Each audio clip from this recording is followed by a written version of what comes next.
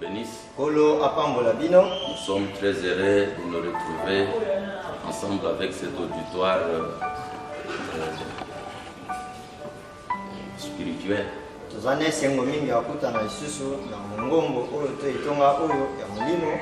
Et que Dieu très haut puisse vous bénir.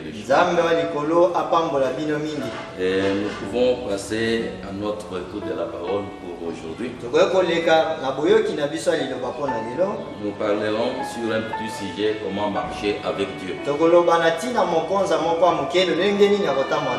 cela, je vous prie de vous tenir debout pour lire ensemble la parole de Dieu. Nous pouvons lire dans Genèse 5, versets 22 à 24, je lis. Enoch, après la naissance de Michaël, marcha avec Dieu 300 ans. Et il engendra des fils et des filles. Tous les jours d'Enoch furent de 365 ans.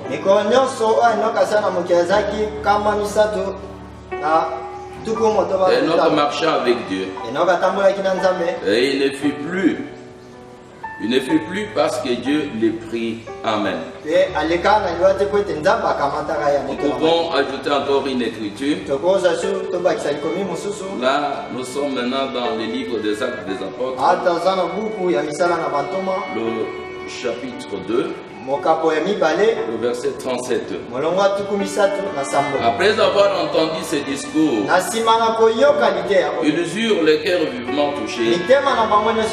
Et ils dirent à Pierre et aux autres apôtres, hommes frères, que ferons-nous? Pierre leur dit, répentez-vous et que chacun de vous soit baptisé au nom de Jésus-Christ à cause du pardon des faux péchés, et vous recevrez le don du Saint-Esprit. Car la promesse est pour vous, pour vos enfants et pour tous ceux qui sont au loin, à d'aussi grand nombre que le Seigneur notre Dieu les appellera.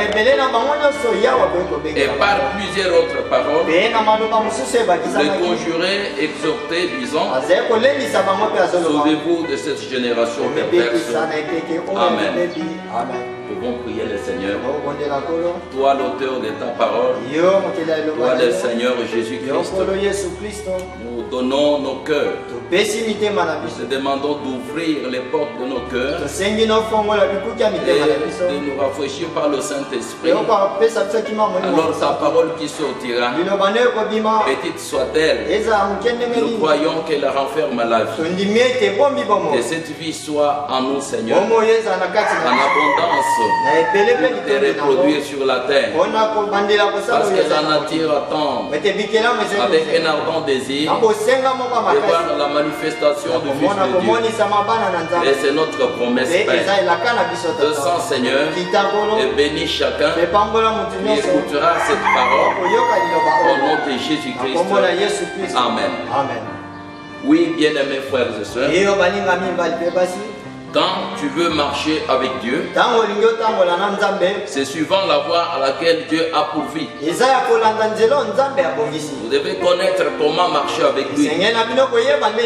Comme Frère Branham l'a fait. Branham nous a prêché. Il a dit que la première des choses qu'une église doit connaître, la première des choses qu'un prédicateur doit faire, la première des choses que vous devez faire, c'est prêcher la repentance.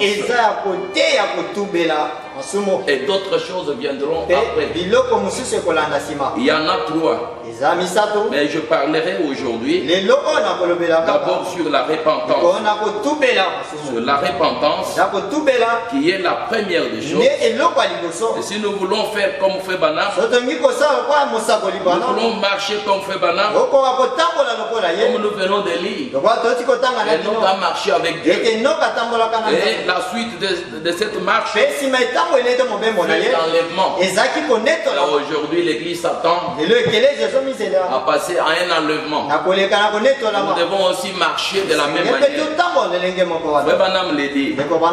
Je suis dans les 5 identifications. 5 identifications de la véritable Église du Dieu vivant. Je vais directement au paragraphe 86. Vous croyez le prophète de Dieu? Frère Branham dit, maintenant, nous ne voulons pas passer trop de temps sur chacune de ces choses. Je désire maintenant découvrir quel est le message de cette église. Qu'elle doit enseigner cette église. Quel est son message? Le premier message que je crois que cette église enseignera sera la repentance. Alléluia. Amen. Prenons encore Luc 24. Pour juste un instant. La première chose que doit faire l'église, c'est se repentir. Et elle enseignera la repentance. Maintenant, Jésus est sur le point de partir. Voici le dernier chapitre. Il est sur le point de quitter la terre. Luc 24, 26. Avec le verset 46.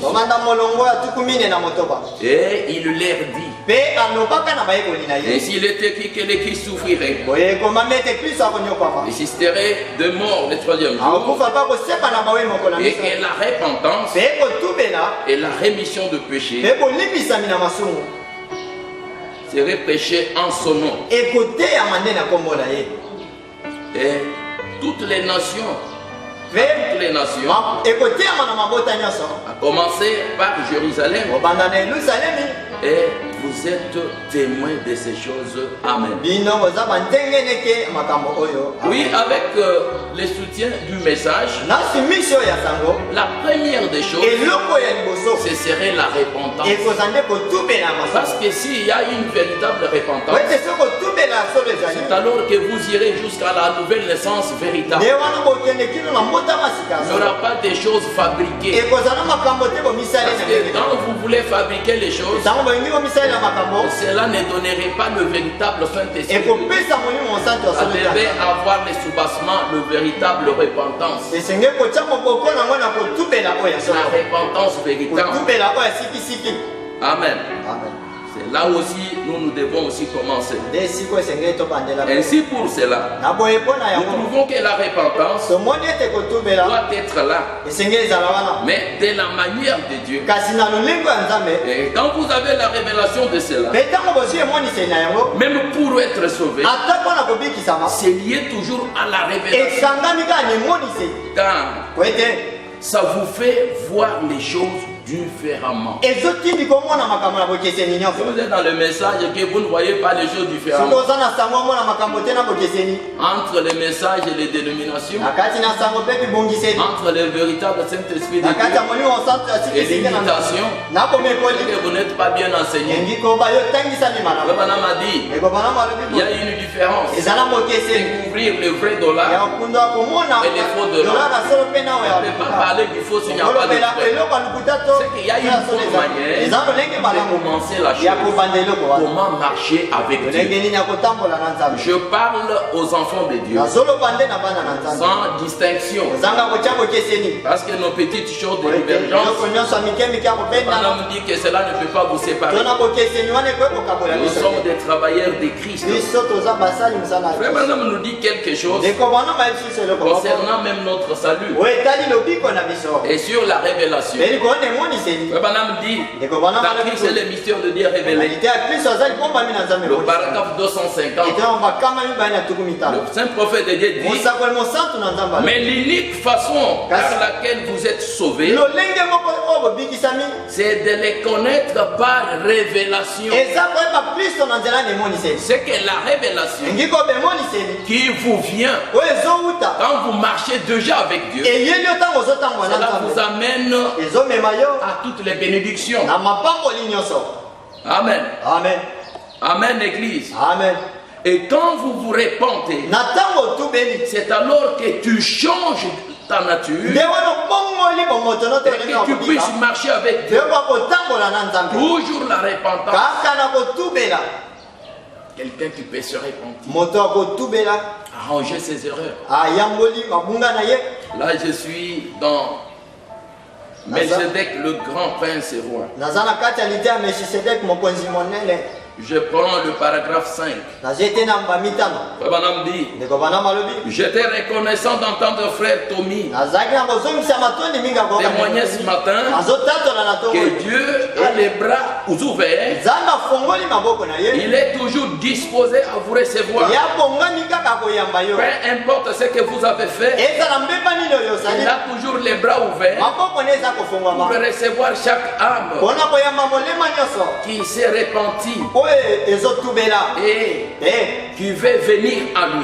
Peu importe ce que vous avez fait ou combien grand est votre péché, il est toujours disposé à pardonner. Et Dieu vous bénisse. Amen. Mon jeune frère, maintenant est en train de montrer ici comment le frère était là. Et ce qu'il a dit, ça n'avait plus tellement au prophète. Il dit que quand vous voulez vous repentir, Dieu est disposé à vous pardonner. Que ce soit grand de votre péché, il va vous pardonner. Parce que vous passez par la repentance. Mes frères et sœurs, c'est une petite chose qu'on nous a demandé. De nous repentir, de changer la manière de voir. Ainsi, toutes les promesses, quand nous commençons à voir les choses différemment, même les promesses et tout, nous commençons à voir des choses différentes. C'est alors que nous sommes appelés à être bénis. Je vais lire en sautant quelques... Vous gardez la ligne de ce que nous disons. Je prends d'abord toujours dans la même prédication, le paragraphe 75. Je suis sûr que quand nous arrivons